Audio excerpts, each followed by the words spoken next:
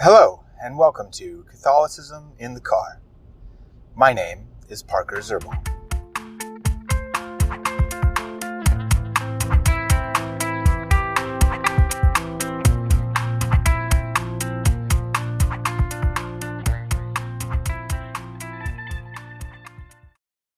Alrighty, today I want to talk about the reasons that I think there should be no such thing as a Catholic megachurch or mega parish. Now, I want to preface this by saying that this is not an attack on any individual person or any individual congregation or parish. I attended a very large Catholic parish, about 13,000 people, maybe 10,000 people, for most of my life. And I feel like because of that, I've been able to experience a lot of the goods that can come from a church of that size, and also a lot of the negatives. First, I want to talk about the goods that can happen from a church of that size.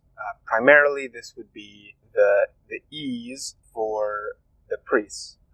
You can have 3 priests ministering to 10,000 people, whereas at many smaller, maybe rural parishes, you have 1 priest ministering to 1,000. So you end up getting about 3 times the amount of people per priest, which from, say, a business perspective and a practicality perspective is good. But I would argue from the perspective of the sacraments, this is a very undesirous situation.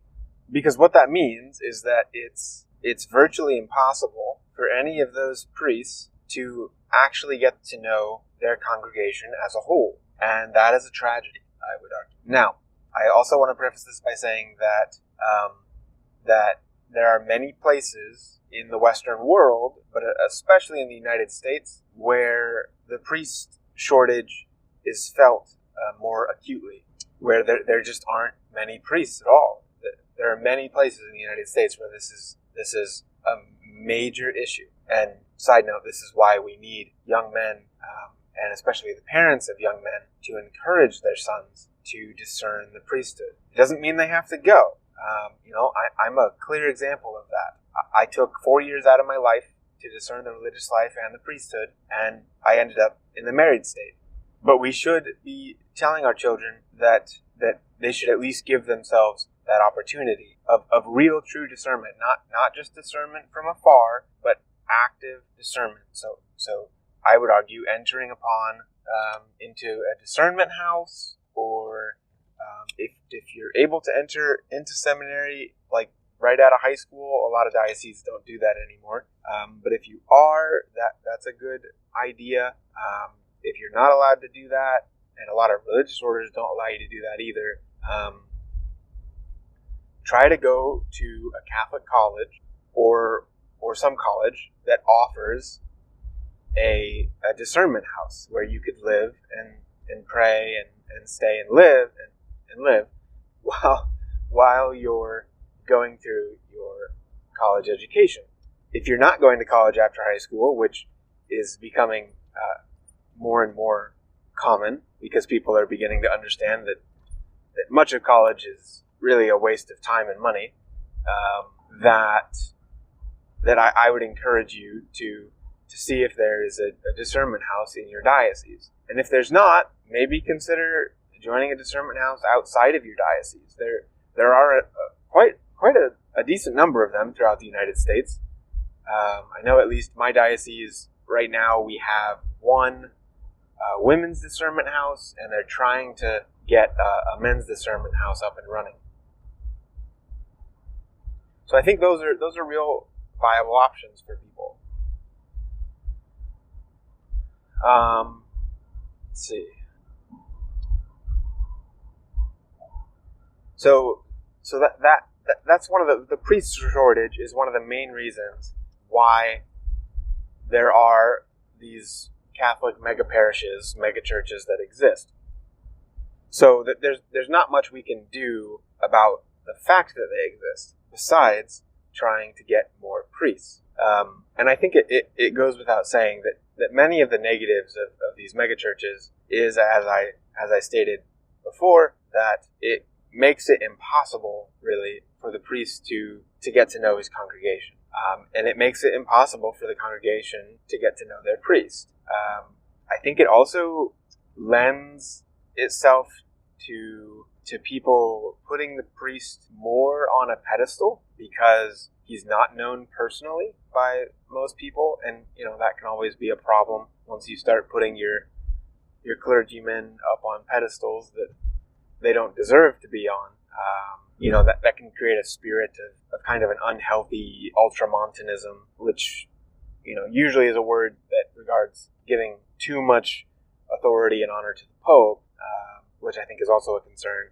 But in this case, it would be an ultramontanism as regards the parish priest. Because people need to understand that their priests, while yes, they do need, of course, need to be respected for the sacrament of holy orders that they've been given, and the fact that they're able to confect the Eucharistic sacrifice.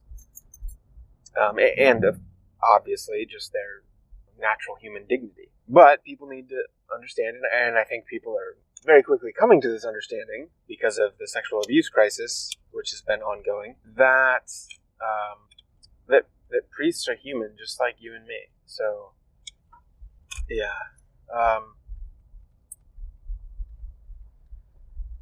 Another good fruit of these megachurches is that it allows people lots of opportunities for various types of programs. But I would also argue that programs are not always the best thing.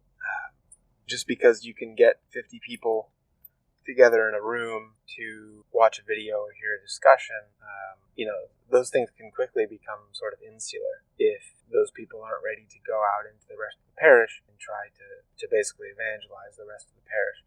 And boy, oh boy, do we need evangelization amongst our parishes. The amount of Catholics that just go to Mass just because is quite astounding. And we need people that are on fire. We need people that are on fire. And not to say that that's necessarily a new problem. It's just part of human nature that people that go to churches, most of them aren't usually very involved. And I think that's, from what I understand, that's almost always been the case. Even in the Middle Ages, when we had Christendom, that was still the case. So that's something we're always going to have to fight with. But I do think the secular culture brings particular struggles in this regard that have not been brought before. So I'll offer some more thoughts later, and we can continue this discussion. Oh, real quick, please feel free to subscribe to any of my podcasts on any of the podcast players. Find me on YouTube. Please subscribe. Like me on Facebook, like the Catholicism Card channel on Facebook, Twitter, Instagram. We're all there, Catholicism Card. And then I also have a Patreon account if you wish to support what I do at this podcast and this YouTube channel. And you can also support us on Anchor.fm. There's a support button there you click on. I also have links to all this on my website's support page at www.catholicisminthecard.com.